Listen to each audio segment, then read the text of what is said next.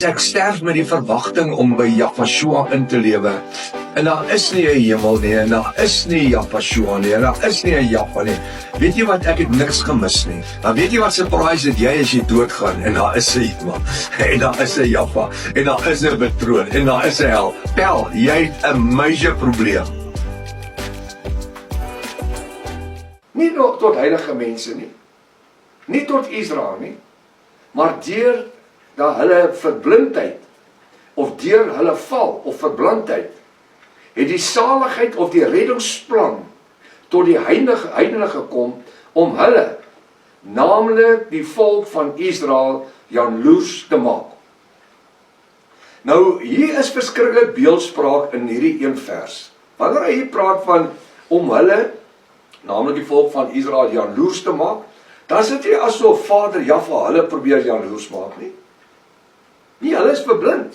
Hoe kan hy jaloers word as hy verblind is? Maar dis die beeldspraak wat sê dat die woord van verlossing eers na die heidene moes gaan, wat ons is. Dis hoekom Yahshua by die Samaritaanse vrou kom en vra, sê, geef my water en ek gee vir jou water. Sy sê, maar jy is 'n skepding nie.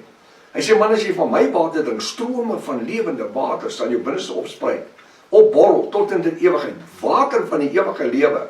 En wat het ek en u vandag? Ons het deel aan die waters van die ewige lewe wat opborrel uit ons binneste uit. Is dit nie wonderlik nie? Wat hou ons aan die gang elke dag?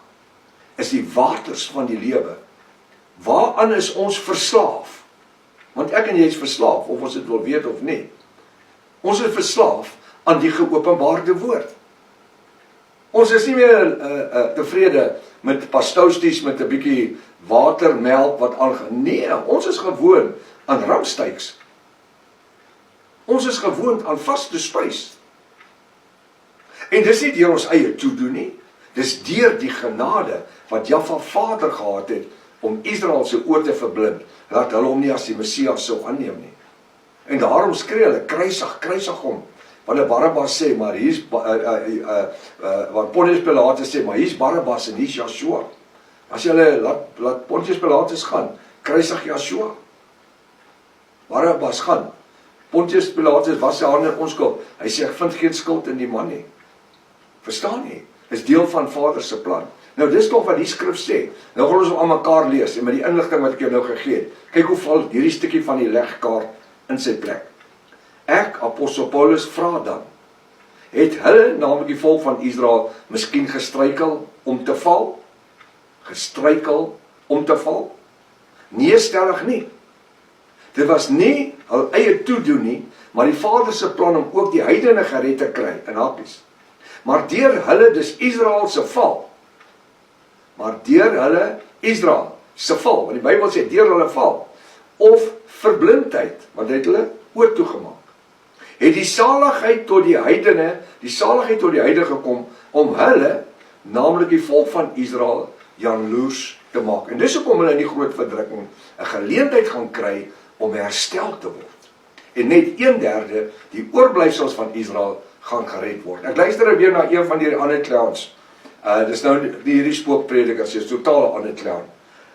Wat op 'n video wat hy nou met Ramaphosa gedeel het, en hy het nou die voorste gedeelte van sy goed is fantasties, baie goed gestel en alles. En dan kom hy sê dat the church, we are the remnant church. We are church inside the church. 'n kerk in 'n kerk. Ja, dis hoe dit is. Julle is 'n organisasie in 'n organisasie en almal gaan in. Totaal al NHR teologie. En hy sê, we are the remnant church. Totaal wat Albenado sê, Nikkie van der Westhuyn, presies wat hy preek, presies wat Ad Boshoff preek. We are the remnant church. Why do you want to be the remnant church if you can be the bride? The remnant church. Die oorblyfsels. Jy sien, hulle vertel nie vir die mense, maar die oorblyfsels is net 1/3 nie. So hulle is net 1/3 van die oorblyfsel kerk. Jy sien, hulle kan nie die skrif by mekaar sit nie. Dit het te doen met Israel. Daai remnant oorblyfsels, 1/3 van Israel, het te doen met dit wat ons nou hierso ervaar. Nou wil ek vir u vra, in alle eerlikheid, het vers 11 enigiets te doen met 'n 1000 jaar aardse vrederyk? Ek glo nie.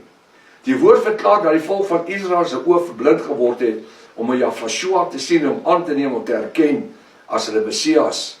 Hulle ore was toegemaak om die woord van die bediening te hoor, maar dit nie werklik te verstaan nie. Soos baie Afrikaanse mense vandag. Hulle hoor hierdie geopenbaarde name en hulle hoor dit, maar hulle stel nie belang om te luister nie. Verstaan wat ek sê?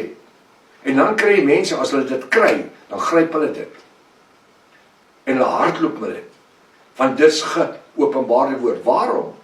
Sodat die boodskap van verlossing eers na die verlore 10 stamme van Israel kon gaan, sodat ons die res van hierdie skrifverwysing bestudeer, sal jy self vind hoe alles sekerlik deur die Ruach HaKodesh, die Heilige Gees, geopenbaar word. Jog, dit is so wonderlik om te weet dat ons het nie nodig om die Bybel te verduidelik nie.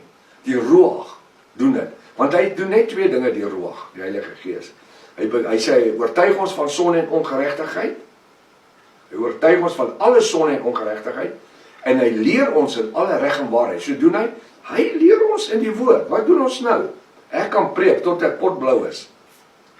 En ek kan nie by jou indring nie. Maar die Ruach maak dit net so vir jou oop.